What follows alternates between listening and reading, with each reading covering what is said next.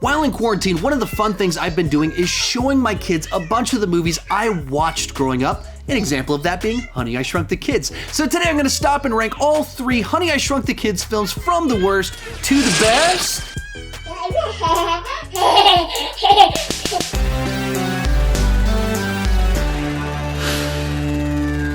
Hi, my name is Sean, and I started this channel because I was driving everyone around me crazy talking about movies way too much. If you can relate, you're probably in the right place. Consider clicking that subscribe button. With that in mind, go ahead and join me down below in the comments section. Tell me, how do you rank the Honey, I Shrunk the Kids trilogy? Did you grow up watching these movies, or is it something you're just recently discovering? If you are, you can check it out on Disney+. And if you're wondering what other movies on Disney+, I recommend you check out, I did a video a couple weeks back with my recommendations for what films on Disney+ you should watch, and let's get started. Coming in last place is Honey, We Shrunk Ourselves. This is actually a direct-to-video sequel to the previous 2 films, but Rick Moranis did return to star in the film, but pretty much everyone else was recast or their character was sent off to college, so it's just Rick Moranis returning from the previous films. Now, what I do enjoy about this film is that they keep finding new spins on what to do with the shrinking ray. So this time, it's the adults getting shrunk while the kids are throwing a party downstairs. And that really does change the dynamic of the film, the perspective of it, just enough to give it some interesting little twists inside of it. Add to that, it's interesting to see Allison Mack as one of the kids that is at the party. This is before she was on Smallville and before she was arrested for being involved in some very weird cult thing recently. Mila Kunis makes an appearance in it. Just some nice little touches like that. And just the inherent gimmick of people shrinking and making their way through a house is fun. And that's what they managed to do well. As I mentioned before, it's the adult shrunk and now they're in the house rather than in the yard. That is a different dynamic, but you can also tell it's a direct-to-video sequel. The budget is much smaller, so the special effects do not look great. There's certain sequences where you're just looking at it thinking, with my little laptop right here and my green screen that I shoot my thumbnails on, I could do better special effects than that. That is not a good sign at all. And that's the big distraction here. The script's not terrible, direction's not terrible, but they just did not have the budget to do the type of movie that they were trying to do. And the real sad thing about this film is that this is the last live action film that Rick Moranis acted in before retiring for now almost 25 years. Our runner-up, Honey, I Blew Up the Kid. Now, I remember seeing this film when it first came out in theaters and being kind of disappointed in it and not rewatching it nearly as much as I rewatched the original film.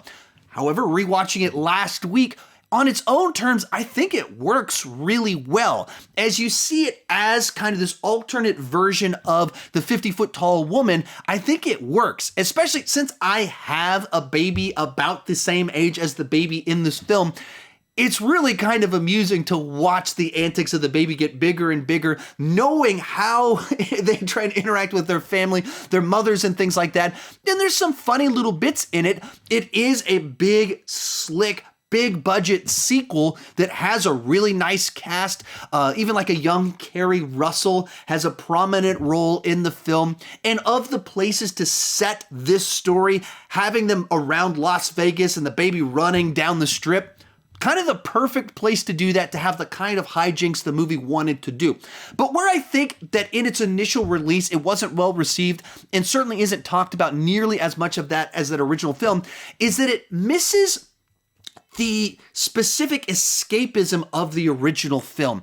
In the original one, you go off on this adventure where you experience with this group of kids being shrunk and going on this journey through the grass. You see it from their perspective, and that has a unique escapism to it.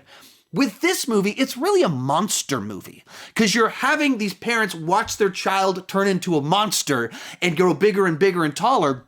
And so you're watching that happen, rather experiencing it from the perspective of a person getting bigger, because you can't really tell a story from the perspective of a baby because their language is too limited and their emotions too simplistic. And so you lose that key dynamic of experiencing shrinking, or it could have been experiencing growing bigger. And I think that's where people didn't resonate quite as well with it, because you're just watching these parents respond to everything happening rather than going on this adventure with them. But as I mentioned before, if you just take it on its own terms, it's still a pretty good little family adventure film that has some solid laughs and actually kind of explores this idea of what if this little walking baby grew gigantic pretty well. But easily coming in first place is Honey, I Shrunk the Kids. This is a movie I grew up watching. I saw it in the theater when it first came out. I had it on home video, and even when I went to Disney World, they had Honey, I Shrunk the Kids World where you could walk around and experience the movie. I was traumatized as a child when Auntie died, and rewatching it last week, kind of re-traumatized that they actually put that in this movie.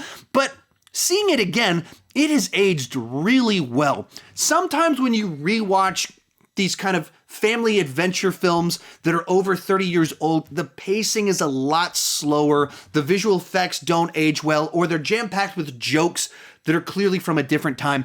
And that's really not the case with this movie. It moves at a nice, brisk pace. It doesn't overstay its welcome. And while it's certainly pre-CGI visual effects, they're not terrible.